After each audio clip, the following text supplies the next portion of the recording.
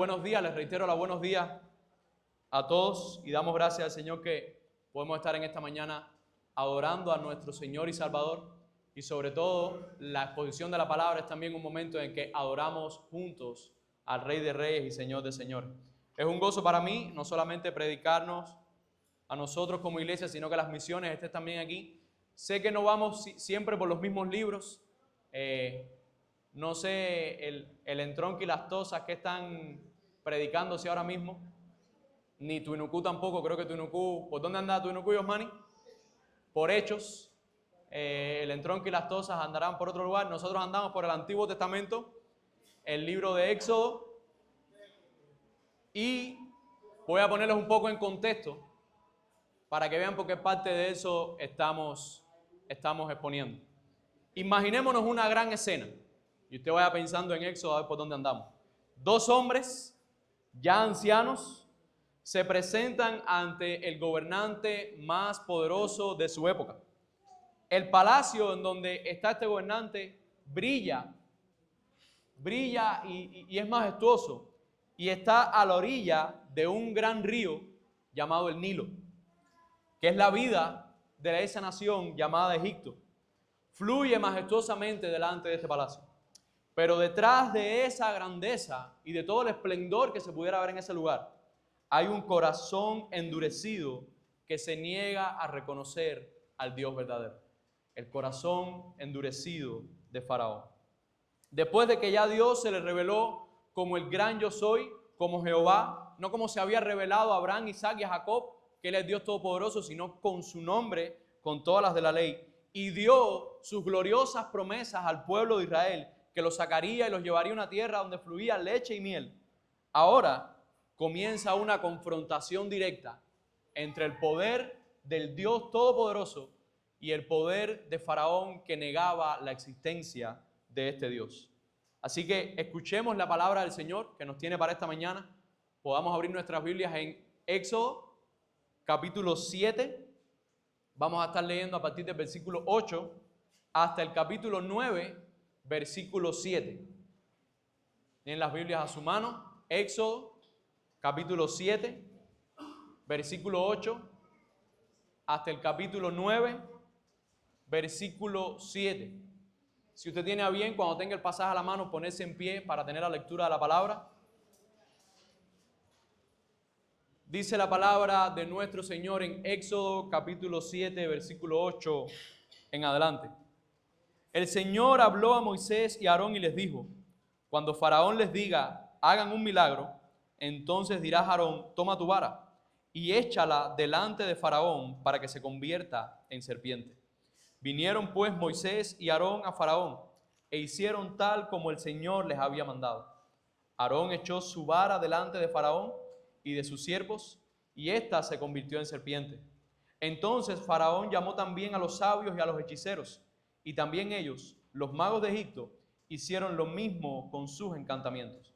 Cada uno echó su vara, los cuales se convirtieron en serpientes, pero la vara de Aarón devoró las varas de ellos.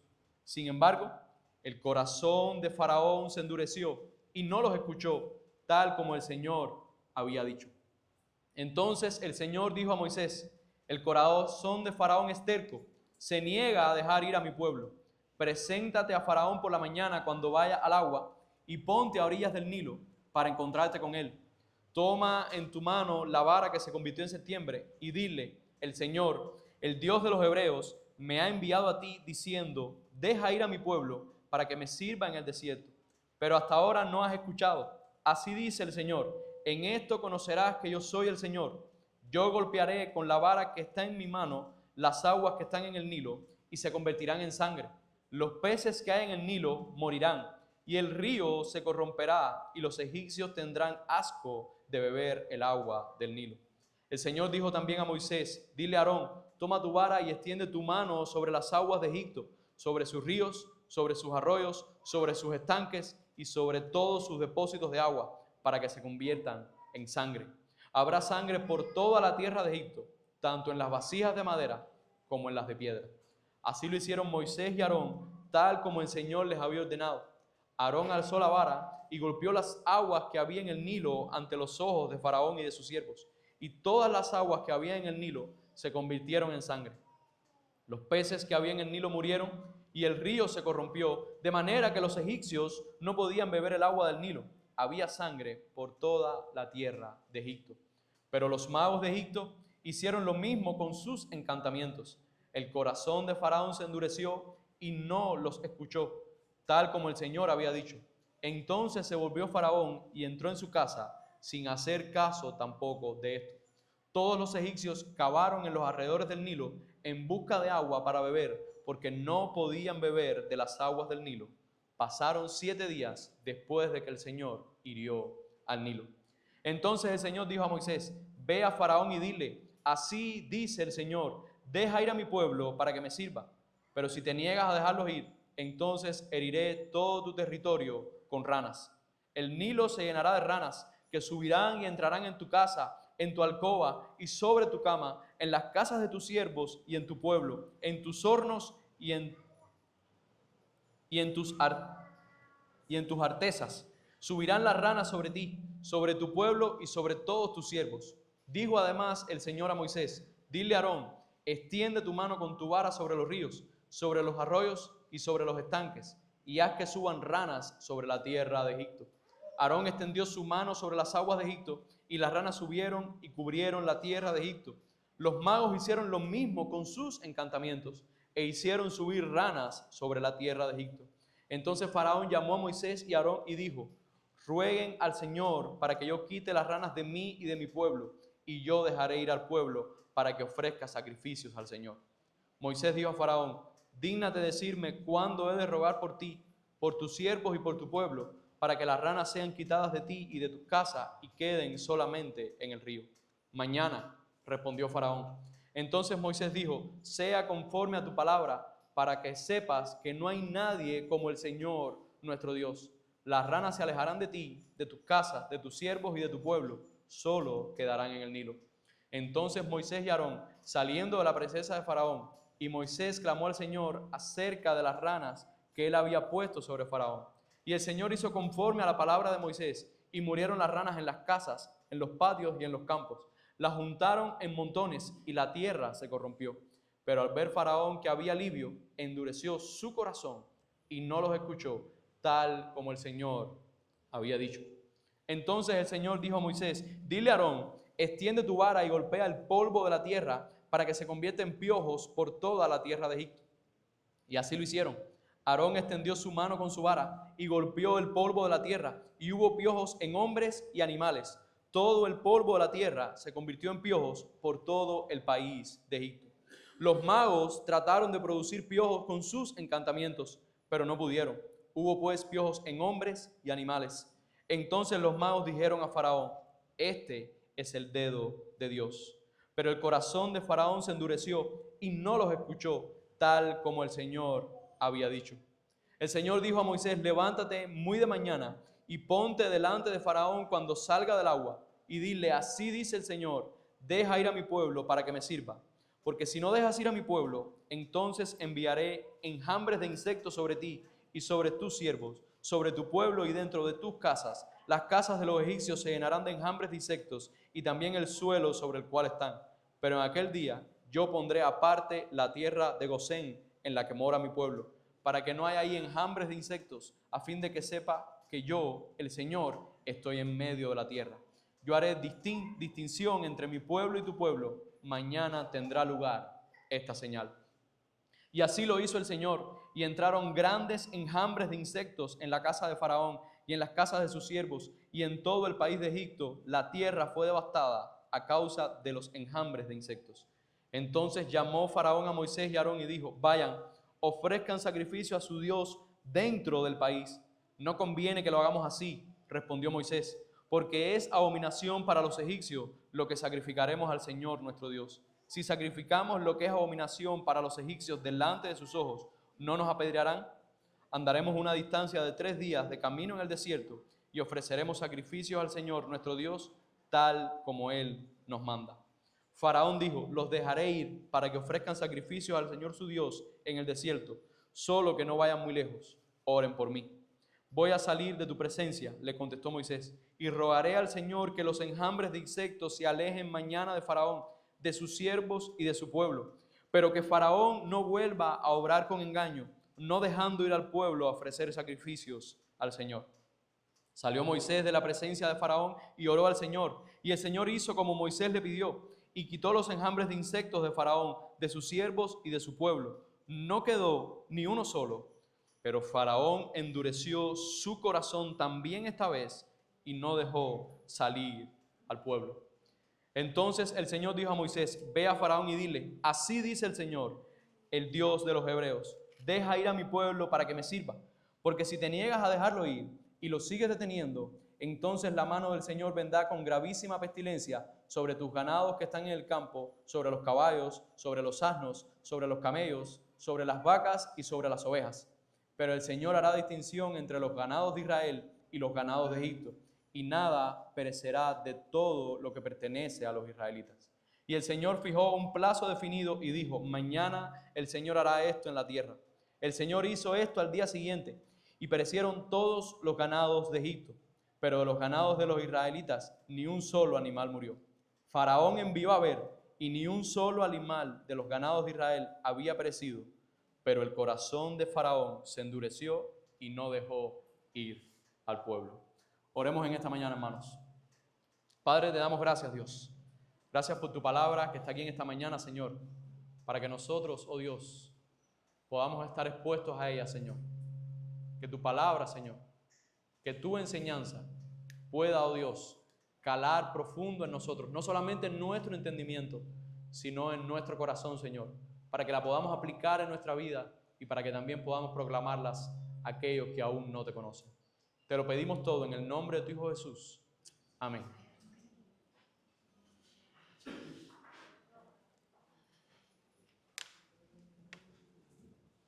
Hermanos, una vez escuchado la palabra del Señor en esta mañana, desde Éxodo 7, versículo 8 hasta el 9, versículo 7.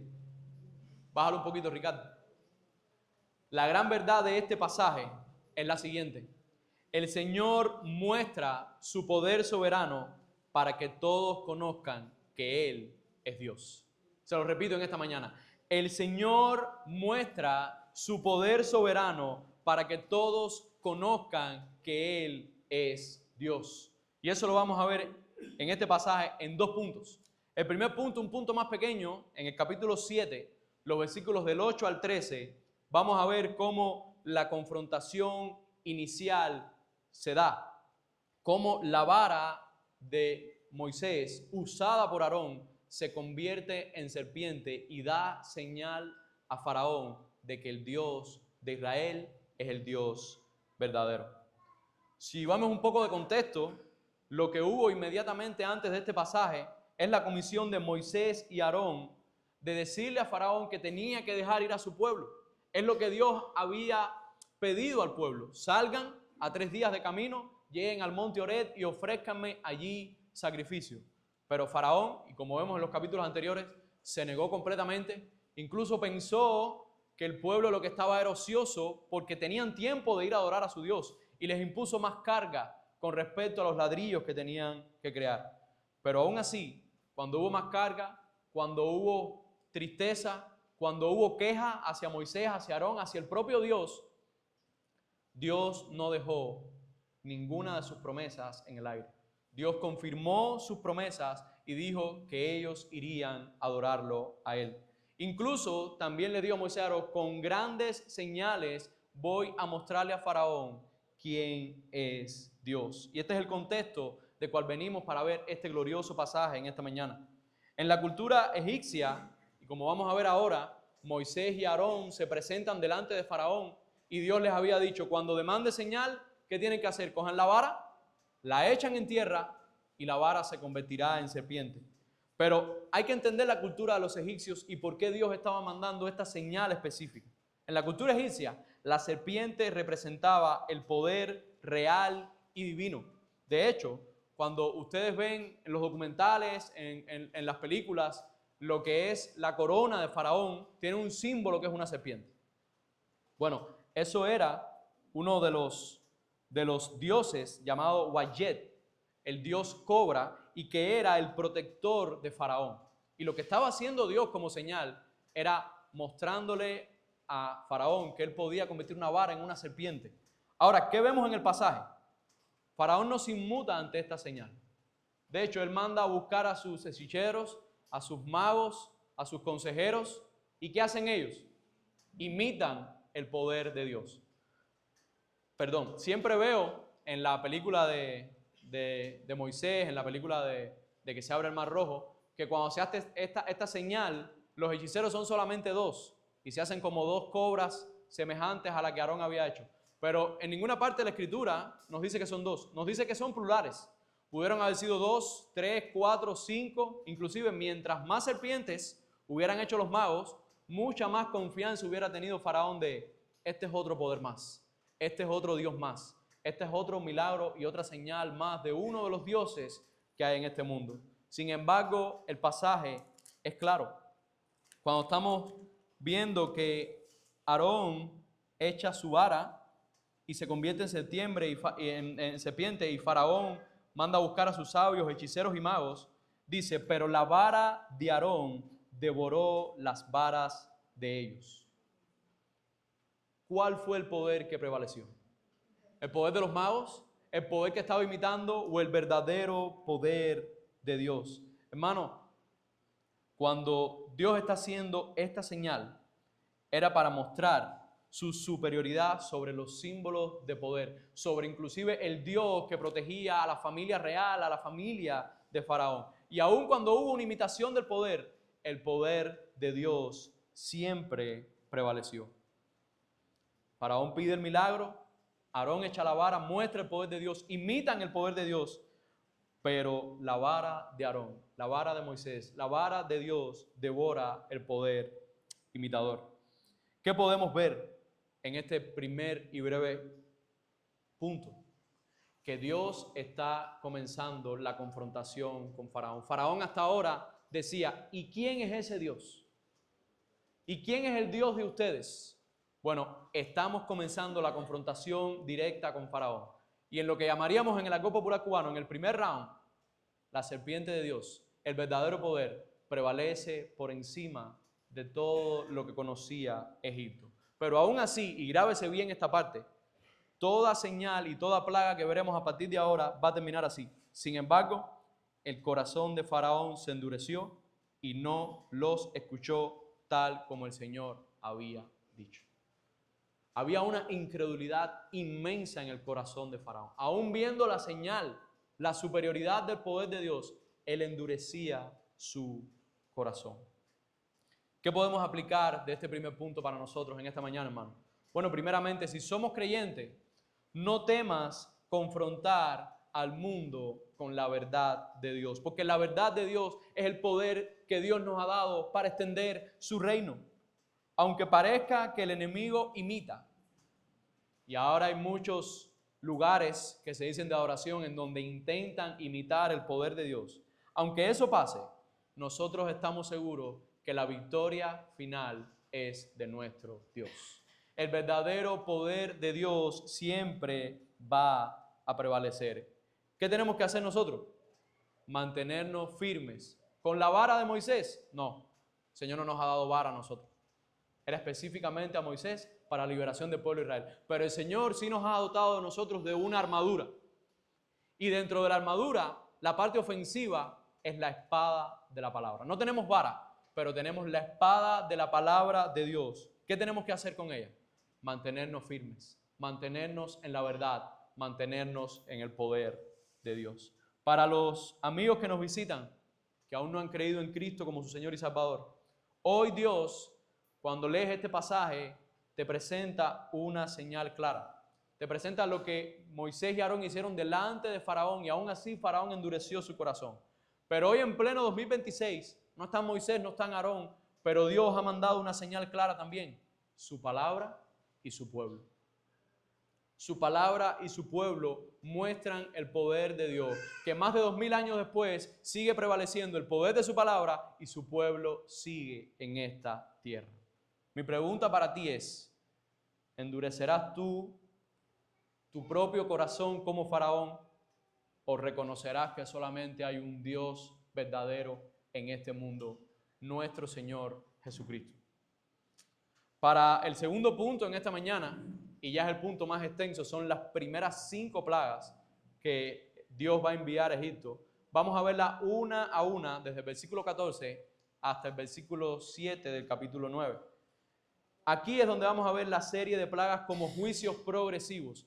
Dios va a mandar una plaga tras otra para mostrarle específicamente a Faraón y a todo el pueblo de Egipto que Él es el Dios verdadero, incluso por encima de todos los dioses e ídolos que ellos tenían en su cultura. Vamos a ver cómo las plagas van a ir en aumento, cada vez van a ser más devastadoras, van a aumentar en intensidad, inclusive van a aumentar en precisión. Esto básicamente muestra parte de la promesa que Dios había dado 400 años antes a Abraham. Dice, cuando tu pueblo sea esclavo, yo los voy a sacar con poder y con juicio de la tierra de Egipto. Vamos a ver la primera señal, el agua convertida en sangre, los versículos del 14 al 25. Dios expone desde el principio, cuando habla con Moisés y Aarón, la dureza de Faraón. Dice, Faraón no quiere saber de mí, el corazón de Faraón es completamente terco, se niega lo que yo le he pedido, que es dejar ir a mi pueblo, pero en esto él va a conocer que yo soy Jehová, que yo soy el Dios poderoso. Preséntense delante de Faraón cuando él esté yendo al Nilo en la mañana, y era una costumbre de los faraones ir todos los días al Nilo. Si no era para hacer cosas religiosas con respecto al Nilo, era para bañarse. Y dice, preséntate muy temprano de mañana Moisés y Aarón, y con la vara toquen el agua, y ésta se volverá sangre. Y efectivamente Moisés y Aarón hicieron lo que Dios les había mandado. Delante de Faraón, Aarón toca con la vara y el agua se convierte en sangre. ¿Y qué comienza a pasar? Los peces del río mueren. No solamente fue el Nilo, los otros ríos y los aluviales adyacentes también se convierten en sangre. Pero no solamente eso, si había algún tipo de estanque dentro de la ciudad, también se convirtió en sangre. Las vasijas de piedra que habían en las casas se convirtió en sangre. La Biblia es tan específica que dice hasta los envases de madera. Aunque fuera un pequeño jarrón de más de 1 litro o 2 litros que estuviera en una casa, eso había de convertirse en sangre. ¿Y qué es lo que hace la sangre cuando está mucho tiempo así? Apesta, hiede. De hecho, el propio Dios le dice, no van a poder tomar de esta agua. ¿Saben lo que pasa? Faraón, aún endurecido, manda a llamar a sus magos. ¿Y qué hacen los magos? Vuelven a imitar el poder de Dios. Llegaron con una vasija, que parece que Dios en su soberanía permitió que todavía no fuera sangre, y con algún tipo de artilugio imitaron que la vasija se convirtiera en sangre. Al ver esto, ¿qué dice Faraón? El mismo poder que estoy viendo aquí, lo estoy viendo en los que están de mi parte. Y vuelve a decir al final de la señal, endureció su corazón como Dios había dicho. ¿Cuál fue la agonía del pueblo de Egipto? Los egipcios, que empezaron a hacer, a cavar pozos lo más cercano posible a las aguas, a ver si de alguna manera las aguas subterráneas no se habían contaminado. La Biblia no especifica si lograron éxito o no, pero lo que sí dice es que la señal se mantuvo por 7 días. Yo en mi estudio y en mi, vamos a decir, tratar de pensar cómo pudieron acontecer aquellos 7 días con el agua completamente hecha sangre, no sé cómo pudieron sobrevivir, pero Dios en su misericordia sabía que esta iba a ser la primera de 10 señales que iba a hacer. Ahora bien, ¿qué estaba atacando Dios específicamente con esta señal cuando le mostró su poder a Faraón? Bueno, habían dioses específicos en Egipto, como el dios Api, era el dios literalmente del Nilo. También estaba el dios Nun, guardián de las fuentes del Nilo. También estaba el dios Sobek, que era un dios con una cabeza de cocodrilo. Y también estaba el dios Osiris, el dador de la vida, asociado con el río, que era el que daba la vida, que era el que daba la vegetación, que crecieran los cultivos, que pudieran alimentarse.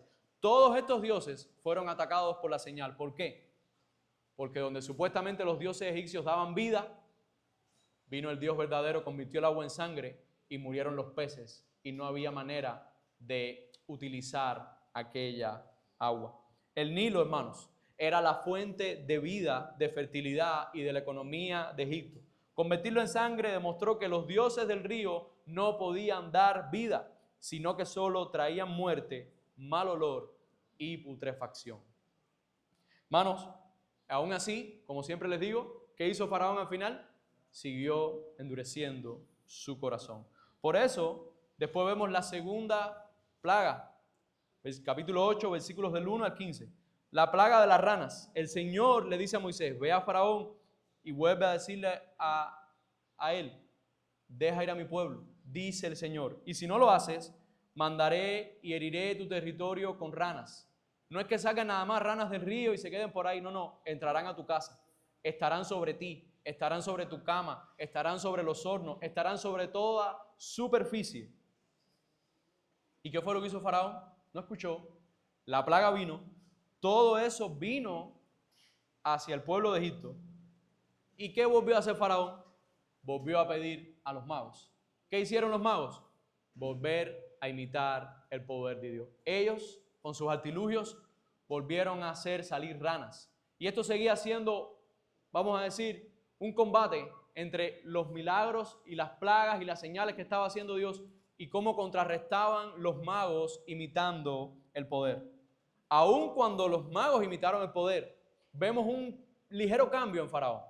No endureció su corazón y dio la espalda, sino que buscó a Moisés y Aarón y buscando alivio les dijo, yo voy a prometer dejar ir al pueblo si ustedes me quitan las ranas de encima.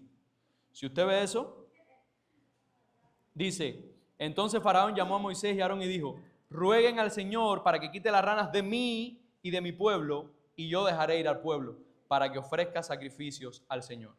Moisés le dijo, ¿cuándo quieres hacer eso? Dime qué día quieres. Dice el Faraón, mañana. Bueno, al otro día, dice Moisés, sea conforme tu palabra, para que sepas que no hay nadie como el Señor nuestro Dios. O sea, no solamente estás viendo el poder de que Dios levanta las ranas del Nilo y que lo cubre todo, sino que vas a ver el poder de Dios cuando hace retroceder todas las ranas. Y Moisés y Aarón salieron de la presencia de Faraón y al otro día Moisés clamó al Señor acerca de las ranas que él había puesto sobre Faraón. Y el Señor hizo conforme a la palabra de Moisés y murieron las ranas en las casas, en los patios y en los campos. ¿Saben qué pasó como consecuencia de esa muerte? Las juntaron en montones y la tierra se corrompió. Eran tantas las ranas que habían muerto y que estaban desprendidas por todo, que cuando las juntaban en montones, ranas muertas, eso se pudre. Fíjense cómo toda plaga mostraba la pudredumbre que había en Egipto. Sin embargo, versículo 15 del capítulo 8. Pero al ver Faraón que había alivio, ¿qué hizo Faraón? Endureció su corazón y no los escuchó, tal como el Señor había dicho. Aunque habíamos visto un cambio de que Faraón estaba buscando mediar para tener alivio, una vez que tuvo el alivio, ¿qué hizo? Volvió a estar en su misma posición y no dejó ir al pueblo. Hermanos, con esta plaga, Dios también está mostrando su poder sobre otros dioses egipcios. Está, por ejemplo, Heket, diosa de la fertilidad y el nacimiento, representada normalmente una mujer con una cabeza de rana. Las ranas en la cultura egipcia simbolizan fertilidad y renovación de la vida. Como es un ciclo tan corto, rana, huevo, gusarapito, vuelven a salir, es tan rápido, era simbolizado como fertilidad y renovación de la vida. Su invasión masiva, incontrolable y repugnante en las casas de las personas, en las camas, inclusive en los hornos para cocinar, mostró que ese dios egipcio, Heket, no controlaba la vida. Quien controla la vida es el verdadero Dios. Eso es lo que Dios está mostrando, Dios tras Dios, señal tras señal, a Faraón, rey de Egipto. Si vamos a la tercera plaga, la plaga de los piojos o de los mosquitos, en dependencia de la traducción que usted tenga, del versículo 16 al 19, pareciera que es una plaga corta, 4 versículos nada más. Pero aquí Dios manda a Moisés y Aarón a convertir el polvo de la tierra en piojos. Y hubo piojos por todo el país de Egipto. ¿Usted se imagina? Yo nada más de pensarlo ya me empiezo a rascar. ¿Usted se imagina que todo estuviera cundido? Todo. Por donde usted caminara, la pared que usted mirara, si se va a montar en algún transporte, en su motorina o en un transporte público, todo lleno. Bueno, así estaba Egipto. ¿Saben ahora cuál fue la diferencia? Cuando Faraón se fue a girar para sus magos, dice la palabra del Señor, los magos trataron de producir piojos con sus encantamientos, pero no pudieron. Porque donde está verdaderamente el poder de Dios, sí, al principio vas a poder imitar, al principio vas a poder buscar semejanza, pero cuando el poder de Dios se empieza a mostrar y a mostrar y a mostrar, no hay poder en este mundo capaz de igualar al poder de Dios. No solamente fue que no pudieron, sino que los magos se humillaron, me imagino que hayan rebajado su orgullo, y le dijeron a Faraón, este es el dedo de Dios. En otras palabras, lo que nos está aconteciendo es poder del Dios verdadero.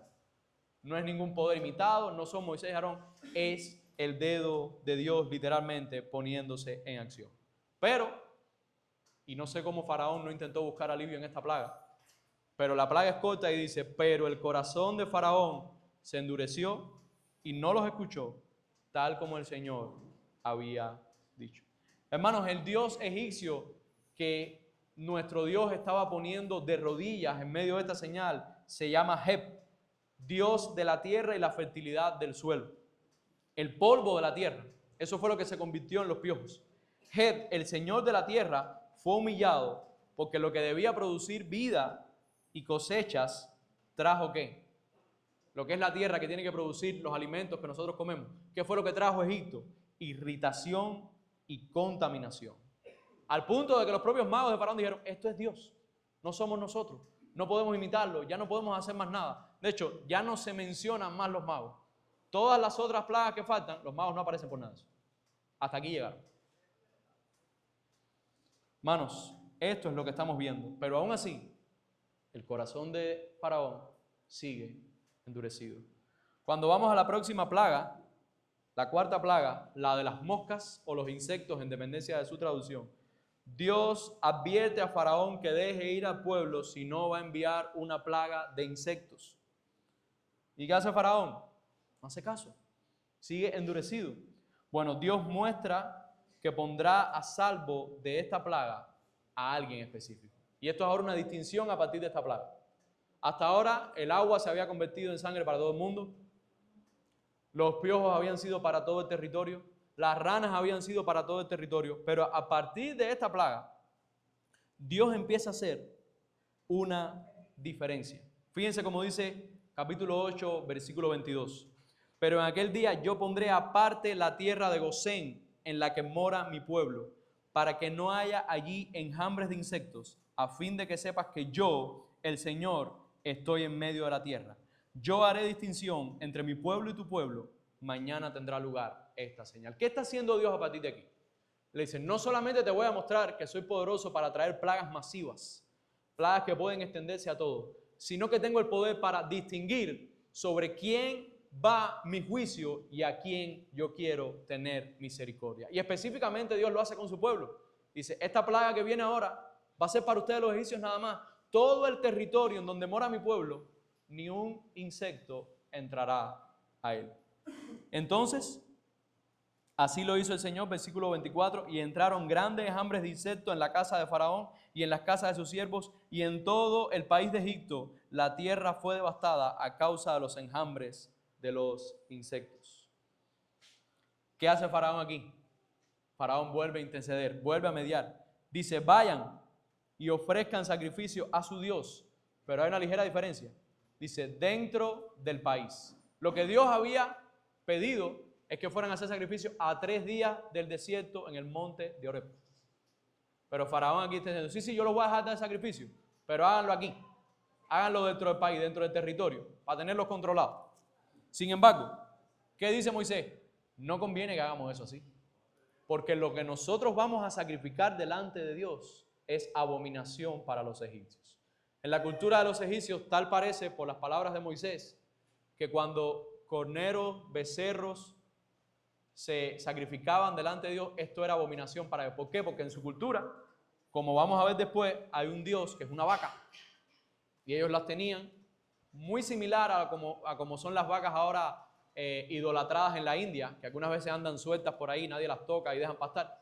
Bueno, los egipcios eran similares. Entonces, si se ponían a sacrificar delante de Dios, esos animales iban a hacer abominación delante de Egipto. ¿Qué iba a hacer Egipto ahí? Encenderse en su ira contra ellos y atacarlos. Así que, dice, si sacrificamos lo que es abominación para los egipcios delante de sus ojos, ¿no nos apedrearán? Andaremos a una distancia de 3 días de camino en el desierto y ofreceremos sacrificios al Señor nuestro Dios, tal como Él nos manda. ¿Qué dice Faraón? Faraón lo que quería era resolver su situación en medio de la plaga. Los dejaré ir para que ofrezcan sacrificio al Señor su Dios en el desierto, solo que no vayan muy lejos. La distancia sigue siendo la misma. Ellos tenían que ir camino a 3 días de desierto, no iban a caminar más lento, pero Él quería seguirlos teniendo lo más cerca posible. Y ahora hay una frase muy peculiar al final de este versículo 28. Dice Faraón, oren por mí. Y cuando yo estuve teniendo este estudio, esa frase me llamó mucho la atención. Porque hoy nosotros somos el pueblo de Dios. En este mundo o en nuestro país no hay faraones, pero sí hay mucha gente con el corazón endurecida de parte de Dios. Pero cuando están en medio de las situaciones y los problemas, ¿cuál es la frase que comúnmente le dicen a los hijos de Dios? Ora por mí. Y da la casualidad, lo vamos a ver ahora en el pasaje, pero quiero primero verlo en nuestra realidad, que muchas veces sí oramos por las personas, sí buscamos que Dios le bendiga, que Dios les saque de los problemas. Y si Dios obra en su voluntad y resuelve las situaciones de esas personas, ¿qué comúnmente pasa? Vuelven a endurecer su corazón y le dan la espalda a Dios. Porque muchas veces este mundo piensa que el Dios de los cristianos es el Dios genio, el Dios de la lamparita mágica, el Dios que vengo, resuelvo mi problema y si en su voluntad me lo da, ay, gracias porque oraron por mí y gracias. No, pero mira, si Él es el que te salvó, si Él es el que te sacó de la situación, búscale a Él, créele a Él, arrepiéntete, cree en Él. No, eso lo dejamos para otro día. Vamos a ver desde el mismo Éxodo el ejemplo similar. Faraón incluso dice, oren por mí cuando vayan a ofrecer sacrificio. Sin embargo, ¿qué fue lo que pasó? Moisés detiene la plaga, pero ¿qué hizo Faraón? Endureció su corazón y no los dejó ir. El dios egipcio, que se ve completamente derrotado en medio de esta plaga, se llama Kepri, dios de la creación y el renacimiento, representado por un escarabajo, como es insecto o mosca, en dependencia de la traducción, el dios aquí es un dios representado en un escarabajo. Los insectos que invadieron todo Egipto y Kepri, asociado a la resurrección y el movimiento del sol, no pudo controlar su propia creación. O sea, el dios de los insectos no pudo controlar su propia creación, porque quien controla esa creación es su verdadero creador, el Dios creador de todas las cosas. Así que, plaga tras plaga, estamos viendo cómo todo el panteón de dioses de Egipto está cayendo uno tras otro delante del poder de Dios. Vamos entonces, hermanos, a la última plaga en esta mañana que veremos, la muerte del ganado. Hasta ahora, agua en sangre, rana en multitud, aquello debió haber sido asqueroso, piojos, las personas seguro rascándose, los mosquitos, los piojos, ahora insectos que también ha sido desagradable, pero ahora viene una plaga que va a tocar lo que nosotros llamamos el bolsillo de los egipcios, la economía, porque en aquel tiempo y en muchos lugares todavía en el mundo, la economía se basaba en el ganado y en lo que tú podías acaparar con respecto a tu ganado. ¿Qué hace Dios a partir del capítulo 9, versículo 1? Vuelve a advertirle a Faraón sobre la plaga en el ganado. Dice, el Señor Dios dijo a Moisés, ve a Faraón y dile, así dice el Señor de los hebreos, deja ir a mi pueblo para que me sirva, porque si te niegas a dejarlos ir y los sigues deteniendo, entonces la mano del Señor vendrá con gravísima pestilencia sobre tus ganados que están en los campos, sobre los caballos, sobre los asnos, sobre los camellos, sobre las vacas y sobre las ovejas. Esa era la plaga que iba a traer. Sin embargo, en esta plaga vuelve a hacer la distinción, versículo 4.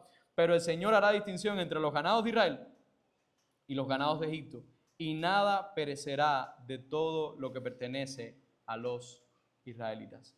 Hermanos, Moisés le da este anuncio a Faraón. Y al día siguiente muere gran parte del ganado egipcio. Pero ni una sola cabeza del ganado de Israel cayó en el piso. ¿Qué dice la palabra? Dice, versículo 7, Faraón, después de ver toda esta plaga, y después de, imagínense desde el palacio tener una vista de prácticamente todo lo que era la ciudad capital de Egipto y ver cómo los ganados caían uno tras otro, Faraón envió a ver y confirmó que ni un solo animal de los ganados de Israel había perecido. ¿Y qué pasó una vez más, hermano? Pero el corazón de Faraón se endureció y no dejó ir al pueblo. Hermano, el Dios que está atacando esta plaga directamente se llama Hathor, Dios Abaca de la fertilidad y el amor. Y también estaba otro Dios que se llamaba Apis, un toro sagrado, símbolo de fuerza y de fertilidad. Usted se da cuenta como casi todos los dioses de Egipto es renacimiento, vida, fuerza, fertilidad, todo lo que sería crecimiento. Sin embargo, el ganado en Egipto era sagrado y representaba riqueza. Su muerte masiva demostró que los dioses de la prosperidad y la fuerza animal eran incapaces de proteger ni siquiera a sus propios animales. Porque el que tiene el poder de la vida sobre los animales es el creador de los mismos. ¿Qué hemos visto en todo esto, mis hermanos? Aquí vemos claramente el corazón de Dios, no solamente en esta, sino en todas las plagas, sino en todas las señales que está haciendo delante de Faraón. Él está haciendo distinción entre su pueblo y los egipcios. Él está mostrándole a Faraón su poder, pero aún así las consecuencias no están yendo sobre su pueblo. De la misma manera, o de una manera similar, hoy Dios hace en este mundo una distinción eterna. Los que están en Cristo y los que no están en Cristo. Jesús, nuestro gran libertador, sufrió las plagas del juicio atroz en la cruz para que nosotros fuéramos protegidos. Dios estaba haciendo juicio en Egipto. Dios estaba haciendo juicio a Faraón y a toda la nación. Sí. Dios está haciendo juicio hoy a este mundo. Sí. Porque nuestro mundo está condenado por medio del pecado. Pero Dios, y es muy importante ese pero siempre, pero Dios hizo caer el juicio que tú y yo merecíamos en la cruz a nuestro Señor Jesucristo.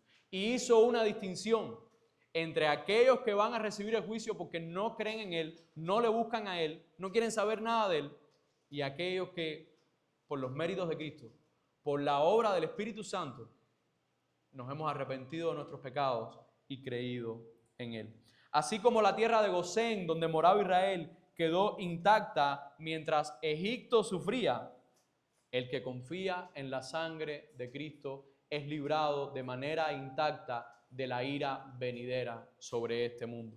En la cruz, hermanos, Cristo tomó todo sobre sí, tomó todo el juicio que nosotros merecíamos.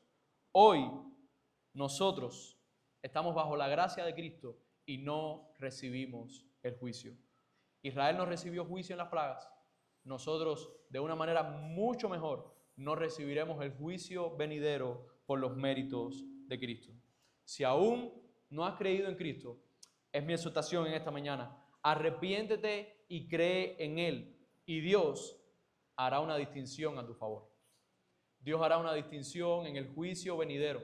Todo aquel que tiene a Cristo como su Señor y Salvador no probará la ira divina de Dios. Hermanos, Dios puede tocar lo que nosotros consideramos como la fuente de vida. Dios puede tocar nuestro trabajo, Dios puede tocar nuestra salud, Dios puede tocar nuestras comodidades para llamarnos a depender solo de Él.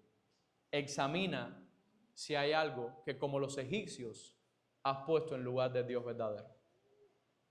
¿Tienes algo delante de Dios, el cual prácticamente es el Dios tuyo? ¿Hay algún trabajo? La salud.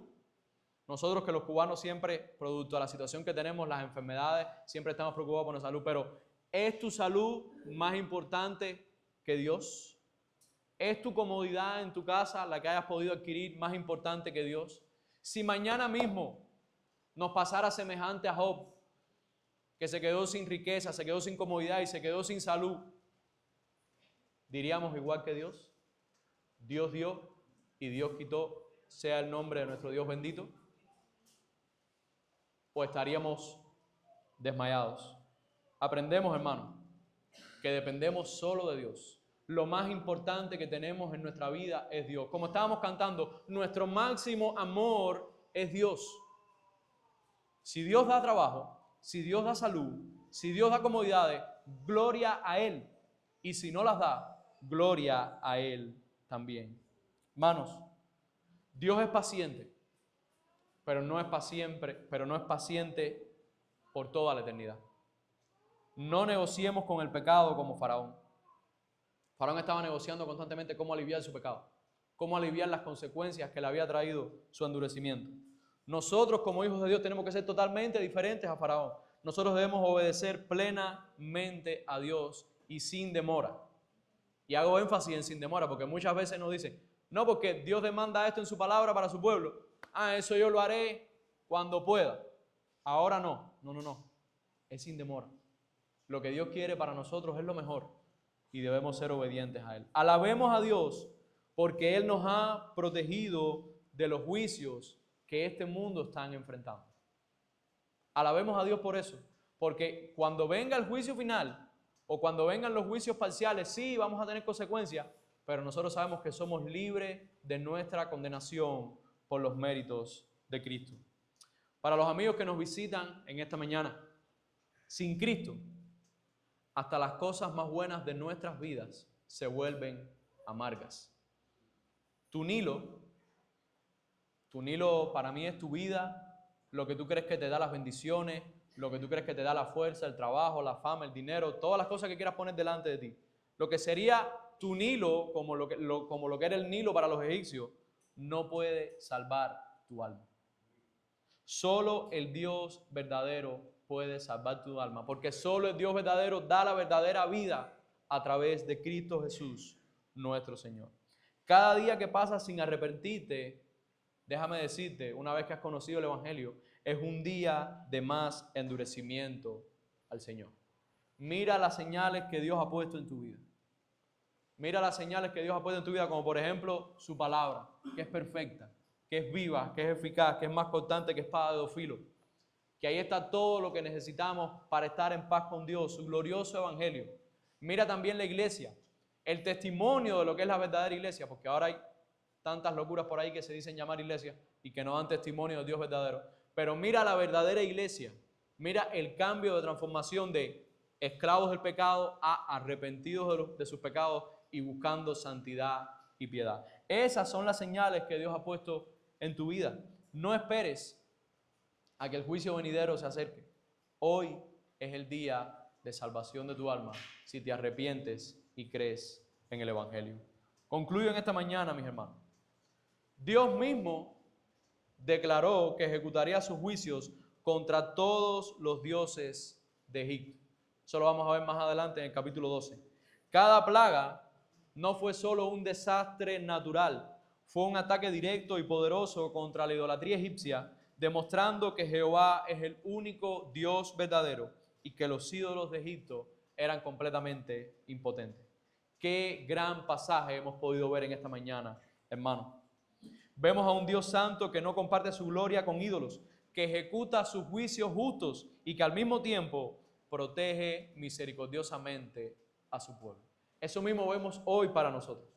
Vemos un Dios santo que no quiere compartir su gloria con nadie, que ejecuta juicios justos en este mundo producto de pecado y que al mismo tiempo a su pueblo, aun cuando vivimos en necesidades, en penumbra, Él está protegiendo misericordiosamente. Él, en la confrontación inicial, demostró su superioridad, en las plagas demostró su poder sobre la creación y los ídolos, hace la clara distinción entre Israel y los que no son, advierte que el endurecimiento va a tener consecuencias. Y como les dije al principio, la gran verdad de este pasaje es que el Señor muestra su poder soberano para que todos conozcan que Él es Dios. Dios no es Apis, Dios no es Quebec, Dios no es Osiris, Dios no es Faraón. Dios no es nada de las cosas que nos podamos crear en este mundo. Dios es Jehová, el Dios verdadero. Hermanos míos, Hoy adora a este Dios verdadero. Adora al Dios Todopoderoso. No endurezcamos nuestro corazón en ninguna área. Vive separado del mundo. Así como Israel vivía separado en un área en Egipto, vive tú separado de este mundo. En este mundo tenemos que vivir, tenemos que predicarles el evangelio, tenemos que trabajar, tenemos que buscar los alimentos, pero en tu santidad, en tu piedad, vive separado de este mundo. Proclama valientemente que solo hay un Dios. Para los amigos que nos visitan, Dios todavía está enviando señales hoy. Su palabra, la creación, las propias circunstancias de tu vida que te tienen que llevar a reconocer que eres pecador delante de Él. No seas como Faraón. Jesús ya cargó el juicio mayor en la cruz por aquellos que se arrepienten y confían en Él. Ven hoy tú a Dios. Hay misericordia, hay perdón y hay salvación plena en Jesucristo si te arrepientes y crees en Cristo como tu Señor y Salvador. Que el Señor, hermanos, nos ayude a conocerlo más, nos ayude a temerle más y nos ayude a obedecerle con todo el corazón.